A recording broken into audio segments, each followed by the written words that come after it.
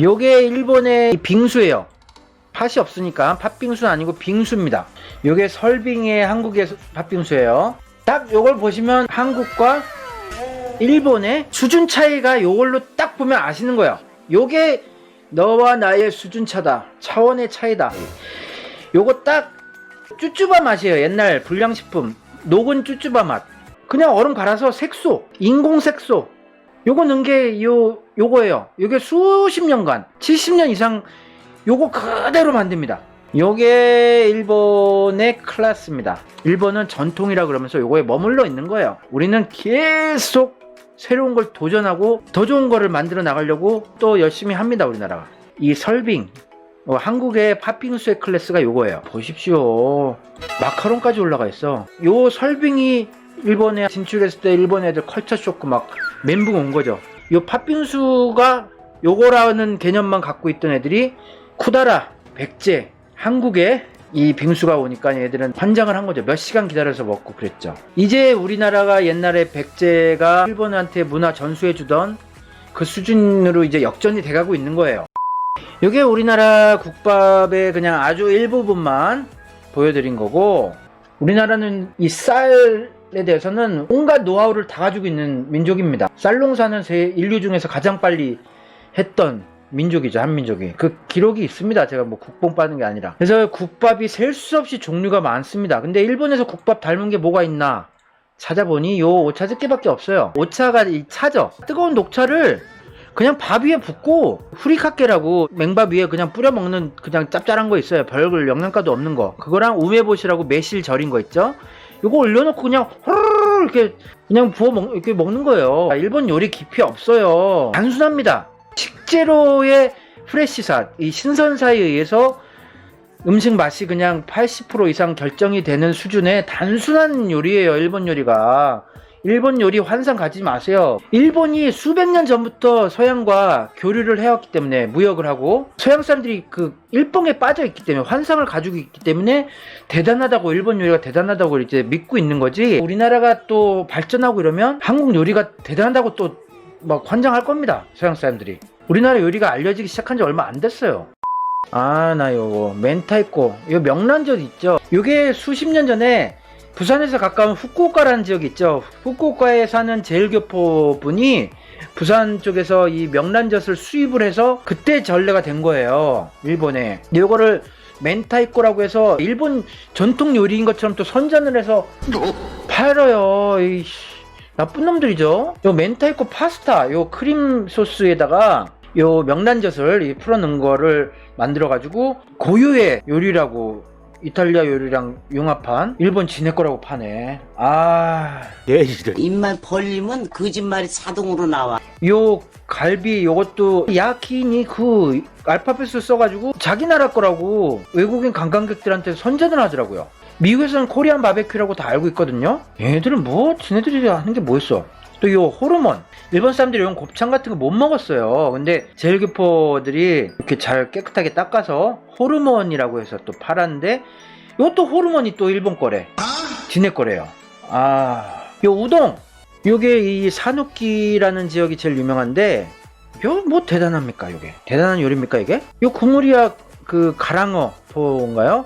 가찌오부시, 가찌오다시, 요걸로 그냥 국물 내는 거 간단한 거예요. 뭐 설렁탕처럼 24시간을 끓이고 곰탕처럼 이렇게 국밥처럼 깊이 있게 끓인 게 아니라 그냥 물에다가 살짝 끓인 거예요. 국물 맛만 좀 내고.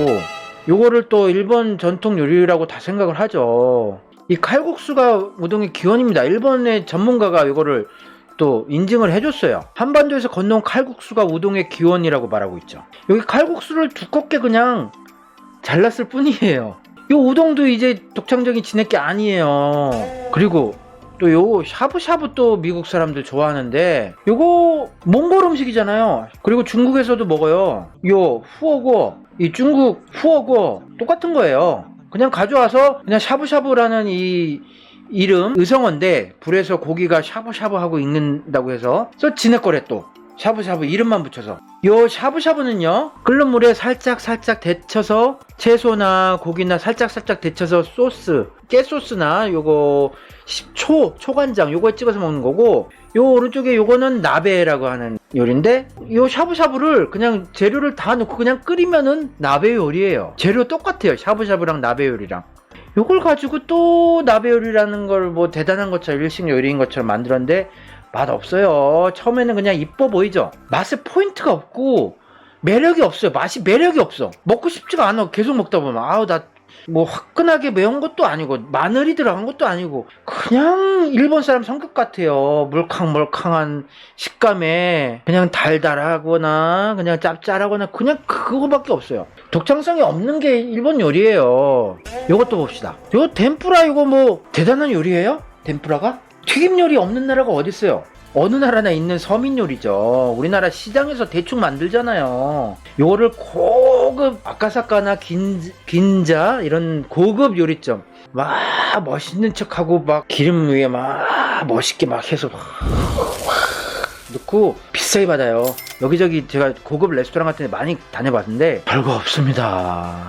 일본 요리 환상을 깨버리십시오. 가라아게라고 일본에 프라이드 치킨이 있어요. 일본에서 요거 가라아게라는 일본 프라이드 치킨 먹어본 분들은 공감하실 겁니다. 눅눅하고 이 튀김옷이 두껍고 좀 식으면은 진짜 맛없어요. 이 덴푸라 이 튀김 요리 잘한다는 나라가 왜 치킨은 프라이드 치킨을 이렇게 맛없게 만드는지 진짜 이해가 안 가는 민족성이 가지고 있어. 요 환상 깨셔야 돼요. 일본 요리가 무슨 엄청나게 기술이 높고 고차원적이라고. 차원이 낮은 요리를 그냥 고차원적인 척 하는 거예요. 차원은 우리가 훨씬 높습니다. 우리나라 김치죠. 요 김치 비슷한 게 요게 일본의 김치입니다. 오신코라고 하는데 요 배추를 그냥 절이기만 하고 소금에 절이고 그게 끝이에요. 발효도 안 시키고 그냥 소금에 절이면 그냥 끝이에요. 일본은 발효 식품이 별로 없어요. 일본 간장, 일본 된장, 외간장, 외된장 발효가 잘 안 돼 있어요. 그냥 소금에 절였을 뿐입니다. 이 술도 이제 일본이 소주가 제일 유명한 지역이 이 오이타현이에요. 큐슈 쪽이죠. 이 부산 밑에 제일 밑에 있는 큰 섬. 원래 술이 유명한 지역이 북쪽이 많아요. 남쪽에 그 따뜻한 지역이 제일 술이 유명해졌다는 거는 이 조선 한반도에서 술 만드는 기술이 넘어왔다는 얘기죠. 우리나라 막걸리 같이 이렇게 발효돼서 유산균이 나오는 비슷한 술이라고 좀 찾아보면 니고리 사케라고 허연 사케가 있긴 있는데 탄산이 안 들어있어요. 유산균이 안 들어있어요. 발효 같은 니고리 사케를 좀 보여드릴게요. 이게 니고리 사케라고 합니다. 니고리가 이제 혼탁하다 이런 뜻인데 그냥 혼탁한 소주예요. 탁주 수준도 안 되는. 요게 막걸리를 이제 조선에서 가르쳐 주다가 발효시키는 걸 깜빡하고 온 거예요. 반쯤 가르쳐 주다 말고. 김치도 김장 하면서 이제 소금 절이는 것까지만 해주다가 또 그냥 배 시간이 돼서 또 미안해 나중에 또 가르쳐 줄게 하고 조선 사람들 갔어요. 안녕히 계세요, 여러분. 이 낫또 이 청국장을 뭐 대단한 건강식품이라고 얘네들 막 미친듯이 막 확 지어서 먹거든요.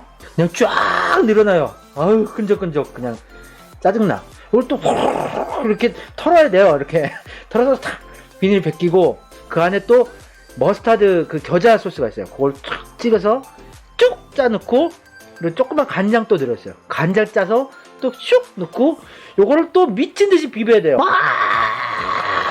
비벼가지고 우리는 청국장을 진짜 오래전부터 먹었잖아요. 찌개 먹는 것까지 안 가르쳐주고 그냥 청국장이 요런 거야 하고 안녕 하고 또 조선 사람이 또 갔어요. 안녕히 계세요, 여러분. 그래서 그냥 비비기만 하는 거예요. 얘네들은 그냥 비벼가지고 끈적끈적한 거를 요런 수준이라는 거. 일본 요리가 대단한 철학이 있다는 거 다 허세라는 거 알아두세요. 이 허접한 식재료 가지고 세계적인 요리로 일본이 포장한 그 집념과 열정, 요리사들의 그런 열정은 존경합니다. 존중합니다만 계속 멋있는 척 포장을 한 거예요. 또 경제가 좋았기 때문에 돈이 많았기 때문에 대단한 척 하는 게 또 먹혔죠. 지금은 이제 점점 안 먹혀가고 있어요.